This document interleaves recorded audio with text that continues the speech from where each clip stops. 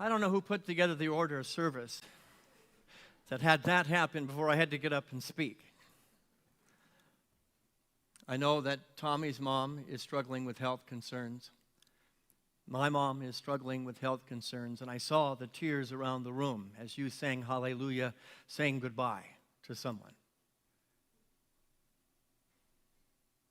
Mother's Day, as you can see, is one of the toughest of the Sundays during the year because of that very reason. I have the opportunity to spend a lot of time with my colleagues, both in the interfaith community and in the New Thought community. And I think that no service and no talk is more dreaded or feared than the talk that comes every year annually on Mother's Day. What do you say? It is difficult. If you just talk about the sweet, warm, loving part of mothers, you hit a certain part of the congregation that feels really good about it and loves it. And then you've got the other half of the congregation that says, it hurts. And it cuts to the core, and it's painful, and it's difficult. So then if you talk about the mom issues, the difficulties of being a mom or having a mother, and by the way, show of hands, who had a mother here?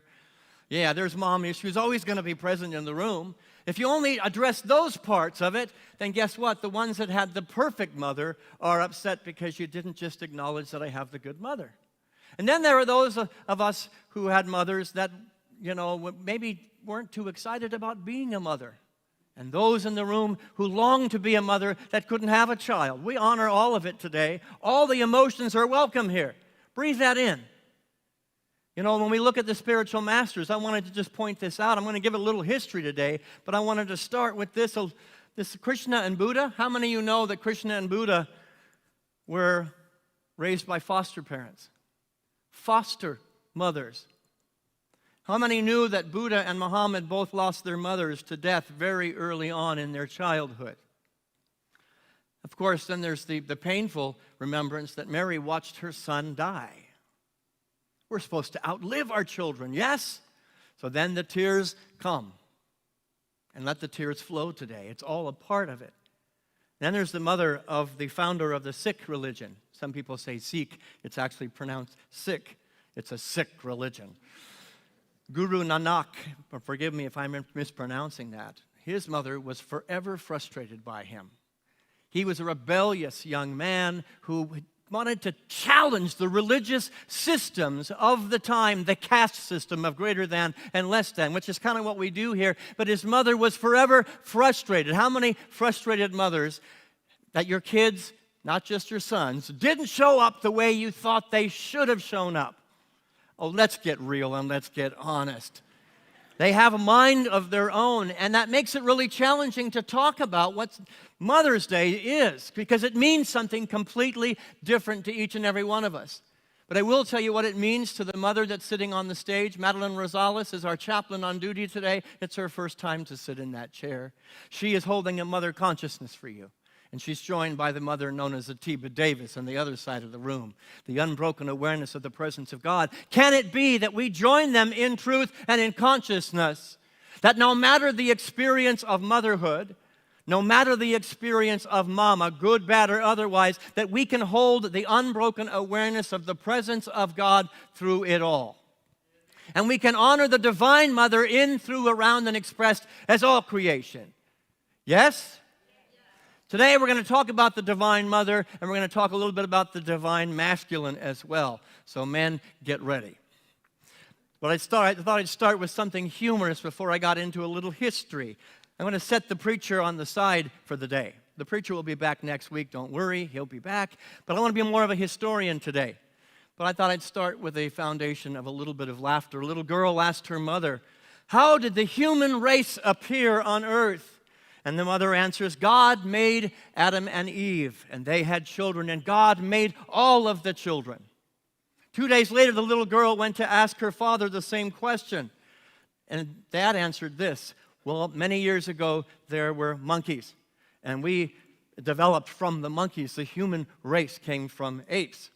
The confused little girl went back to her mother a couple of days later and said, "Mom, how is it possible that you told me that the human race was created by God, and Dad said they developed from monkeys?"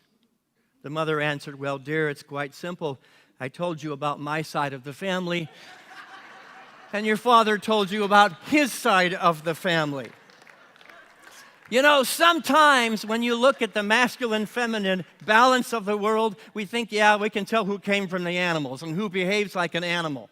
And I want to talk about the consciousness of mother and motherhood and Mother's Day today, which may be completely different than anything you've ever heard before. There's two stories of Mother's Day, and I want to get into the history today a little bit.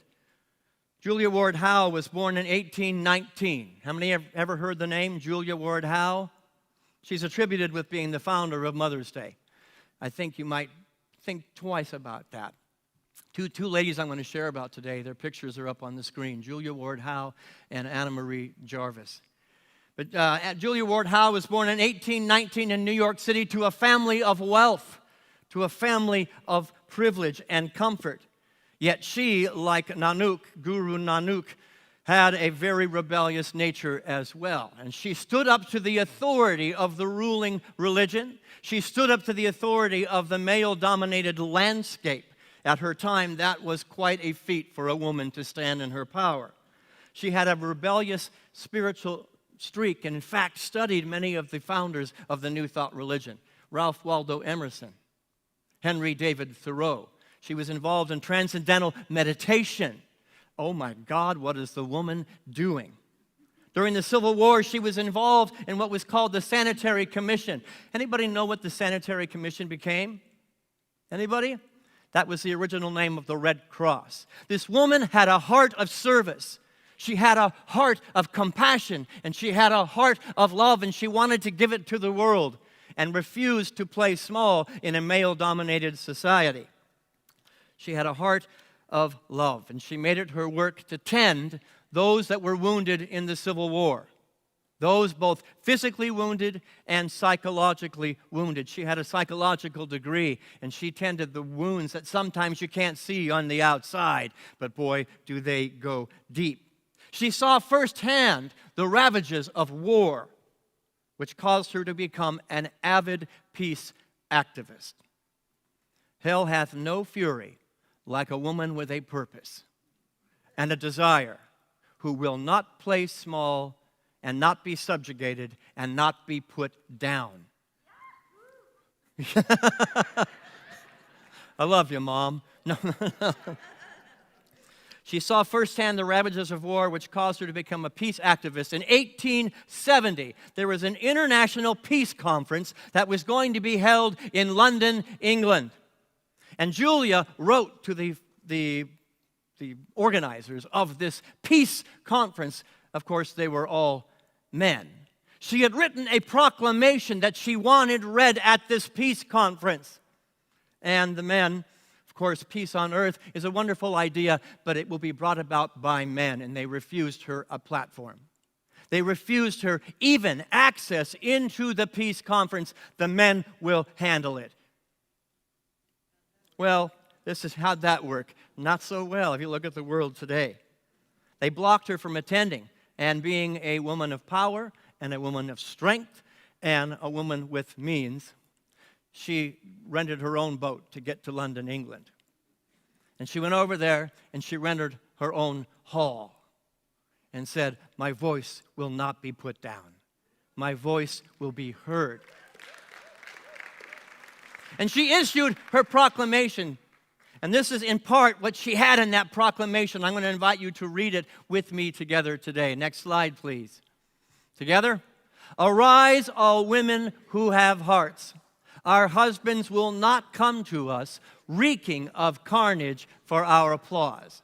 Our sons will not be taken from us to unlearn all we have taught them of charity, mercy, and patience. We, the women of one country, will not have those of another country allow our sons to be trained to injure theirs. Disarm, disarm," and she actually put it 3 times, say it again, disarm. This woman had courage. This woman had guts. And Julia Ward Howe must live in us on this Mother's Day. We must channel the same strength and courage and not play small to authorities that would put us down and keep us silent. The world is at war. Oh, and it may look like bombs and tanks in Ukraine, but there's a war going on in our own nation. There's a war going on in our own church. There's a war going on in our families. There's wars going on within us right now. The time has come for the new age to emerge within us, the age of Aquarius. We're leaving the Piscean age, which is a male-dominated mindset. And we must channel the divine feminine in all of us, not just the women in the room, but the men who also have a divine feminine. The time has come to disarm and let the cycle of a softer approach, love and strength as partners. She issued this proclamation on June 2nd, 1870, and she called for an International Mother's Day of Peace, which she envisioned as an annual international peace festival. A little different than what we do today on Mother's Day, isn't it? Looks a little different. Mother's Day was observed in many places on June 2nd as a day of peace, led by mothers who had enough courage and enough strength to stand up against the violence of a male-driven society. The intention of Mother's Day was a rebellion against violence, and it was a call for peace. Maybe we can take Julia Ward Howe, because she lives in the cells of our being, and find that courage on Mother's Day and become peace advocates. And maybe worry less about what kinds of flowers are given, or what kind of Hallmark card you paid $12 for, or whether you did it right or didn't do it right, or whether your mother did it right or did it wrong, or whether you failed as a mother or did well. And maybe this is a day of peace. This is a day to pick up the phone and offer forgiveness. This is the day to remember that we're all doing the best we can, and that maybe our mothers did the best we can, and we can lead a rebellion that peace is more powerful than our disagreements. Peace is more powerful than our hurts. Peace is more powerful than our wounds. Story number 2, a woman named Anna Marie Jarvis. You probably have never heard of her name. It's actually 2 women, Anna Marie Jarvis and her daughter, who finished her legacy. Today, I want to honor the legacy of what has been passed down from grandmother to daughter, from daughter to child, from child to us, from us to the world. We'll start with the mom. Anna Marie Jarvis grew up in the Appalachian Mountains of Virginia. She lived roughly at the same time as Julia Ward Howe. But geographically, and certainly, if you know the Appalachian Mountains, economically, way different. She didn't have the ability to rent a boat and to rent a hall in London, England. That did not stop her. Their purpose was single, which was found in the roots and a desire to serve each other, to serve humanity, and to create peace. She was concerned about the health and the safety conditions in Appalachia, which is still a problem that we have here today. And she organized what she called Mother's Day work clubs that raised money for medicine and to hire women to help out families whose mothers had developed tuberculosis. That was basically a death sentence during this time. And she developed an organization that became foster mother for families, much like Krishna and Buddha had. Her efforts also provided for the inspection of food to keep the children safe. You see, Anna Marie Jarvis lost 4 children to disease. She had 12, but she lost 4 of them. And she used the pain of what was in motherhood to reach out to the community in a greater way, to be a greater advocate, to heal and to help and to support and to love. So you may be sitting here today with very painful memories of mom or grandma or dad or grandpa. Could it be that your pain could be used as a springboard to a greater expression of love and a greater expression of peace? I say you're going to honor these 2 women if you say yes. And if you don't, you have wasted your God-given ability to make a difference on the planet. Be the mother of a new paradigm. Be the mother of a new reality. Be the one that causes the change on the planet, even in the midst of your pain. Having lost 4 of her 12 children, she did exactly that. Sometimes our greatest passions come from our deepest pain. When the Civil War broke out, Anna Marie Jarvis's life was dramatically shaped by the conflict and the difficulties. The area where she lived in Virginia, the Appalachian Mountains of Virginia, that particular area leaned very heavily to the side of anti-slavery. And so that part of Appalachia seceded from the Confederate States and went over to the Union Army, later to become West Virginia. Now, I understand that there are those in Virginia that still don't recognize West Virginia. For some people, there's still a war going on. And if you look at humanity today, maybe there is still a war going on that's even bigger than the Civil War. But the civil rights movement is not done and dead. It's needed today. Well, what happened at the end of that war, all the soldiers began to come back to Appalachia. All the soldiers were coming back, brothers who had fought on either side of that war. When they came back, there was tension. Can you imagine the tension? Anybody ever been in a family where you show up at a family gathering, and the last family gathering, you were on separate sides of an argument and a debate? You don't have that in your family. Oh, let me tell you, the last 6 years has been one family debate after another.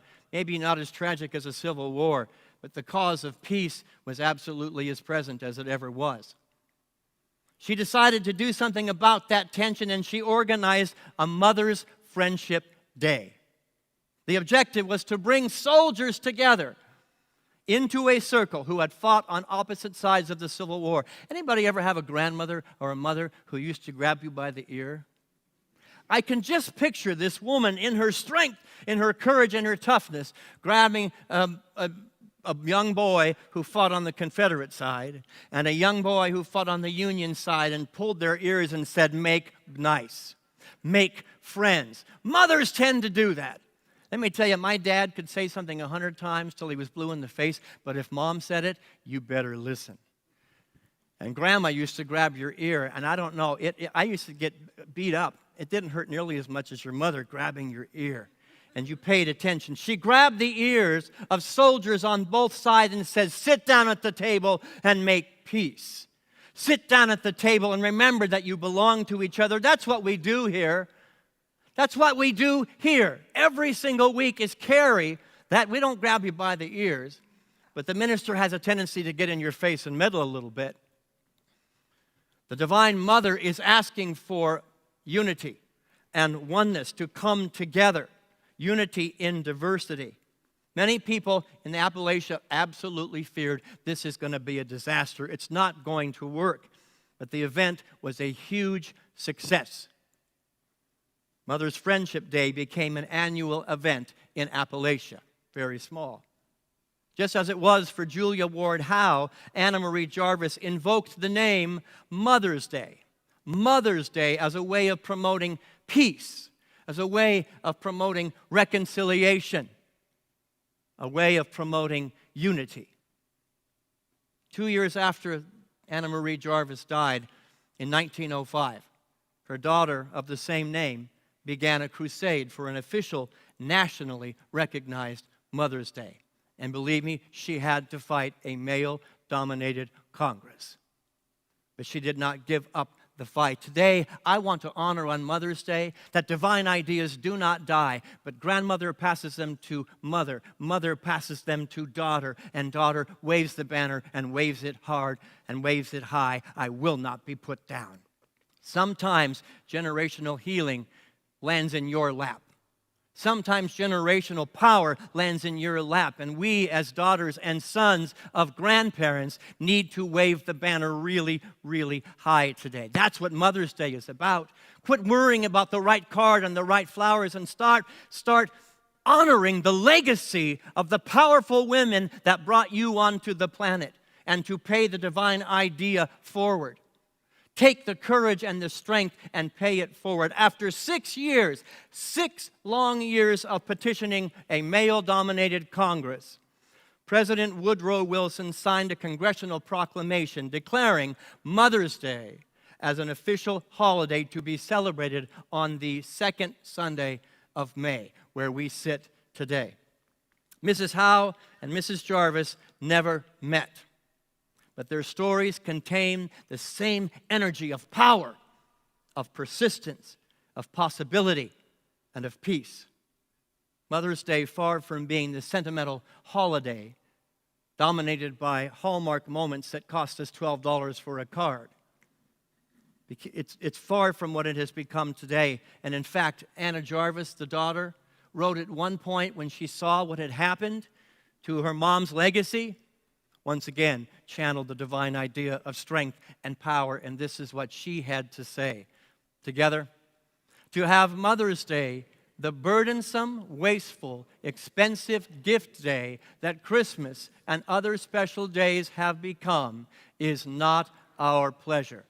If the American people are not willing to protect Mother's Day from the hordes of money schemers that would overwhelm it with their schemes, then we shall cease having a Mother's Day. Wow. That's in your face a little bit. So we come together or don't come together, many people staying at home because Mother's Day is just too painful. Mother's Day is just too difficult. Or Mother's Day at the church, they're going to talk about something other than my perfect mother. Maybe we can let go of those things. And remember what Mother's Day is all about. It is about peace. It is about reconciliation. It is about forgiveness. It is about grabbing our internal self by the ear and said, knock it off. Not on my watch. And if we think it's just in Ukraine or it's just in the House of Representatives and the Congress, then we have missed the boat. Grab your own ear and bring yourself home to the fact that we belong to each other on different sides of an aisle, on different sides of religious belief systems, on different experiences of mother, good, bad, and otherwise. Drag yourself into the community and say, we're making a difference as mothers of a new reality, as mothers of a new paradigm.